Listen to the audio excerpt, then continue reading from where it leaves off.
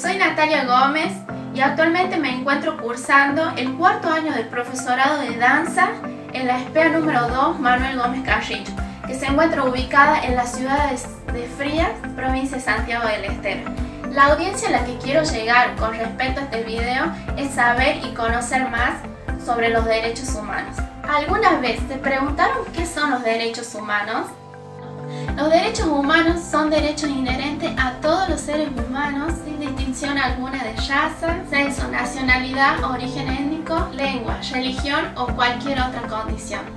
Entre los derechos humanos se incluyen el derecho a la vida y a la libertad, es decir, no estar sometido a la esclavitud, a la tortura, a la libertad de expresión, a la educación y al trabajo. ¿En algún momento ustedes se preguntaron si tienen o no derechos humanos? Claro que sí. Todas las personas tenemos derechos humanos. Todos tenemos derechos a la vida, a la libertad, a la seguridad personal. Todos tenemos derecho a circular libremente y a elegir nuestra residencia en el territorio dentro de un estado. Nadie estará sometido a la esclavitud, nadie será sometido a tortura, tratos crueles e inhumanos. Todos tenemos derecho a tener protección a la discriminación. Todos tenemos derecho a una nacionalidad, a casarnos, a formar una familia, a profesar cualquier religión. Somos libres en expresar nuestras propias opiniones y así como estas, muchas más. Además, los derechos se clasifican por generaciones. La primera generación son los derechos civiles e individuales que surgieron en la Revolución Francesa e independencia de Estados Unidos. En Francia, los revolucionarios franceses en el año 1789 proclamaron la libertad e igualdad de todos los hombres. Proclamaron los derechos a la vida, a la propiedad privada, a la libertad de pensamiento, de religión y enseñanza, de asociarse y desarrollarse económicamente, de reunirse, casarse, elegir gobernantes y ser elegidos. La segunda generación son los derechos para vivir en sociedad, son derechos económicos y sociales que comenzó a reconocerse en el siglo XIX y continuó en el siglo XX. A mediados del siglo XVIII se produjo en Europa la Revolución Industrial, donde comenzó una lucha por los derechos de los trabajadores, derechos al trabajo digno, descanso diario, educación, cultura, protección a la maternidad. La tercera generación son los derechos a la solidaridad, son los más recientes y reconocidos en la segunda mitad del siglo XX. Después de la Segunda Guerra Mundial, en 1939 a 1945, la comunidad intencional protege a las personas que padecen de abusos y atrocidades.